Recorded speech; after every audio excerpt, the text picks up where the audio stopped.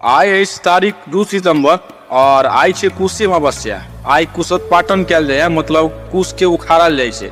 साल में जे छै से अहाँके एके दिन उखाड़ल जाइ छै। एकर जे छै से बड़ी विधि विधान और बड़ी नियम से एकर कार्य होइ छै। ताहिमे कुश आ डाभी जे होइ छै मेनली दूटा चीज, ओकरा चिन्हनाइ बड़ी मुश्किल चीज होइ छै। तऽ कते आदमी अहाँ सब ई चीज से परिचित छी से कनी हमरा बतायब। अहाँ सबके देखबै छी हम कुश। देखियो ई जे छै से अहाँके कुश सबसे पहिले भोरे भोरे जाकऽ उखाड़ऽ पड़ै छै आ उखाड़ला के बाद जे छै से एकरा बनबऽ पड़ै छै। आ ई जे एते सुंदर अहाँ सब कुश देख रहल छियै, देखे में लागि रहल है, तऽ एकरा ई बनल बनायल कुश छै।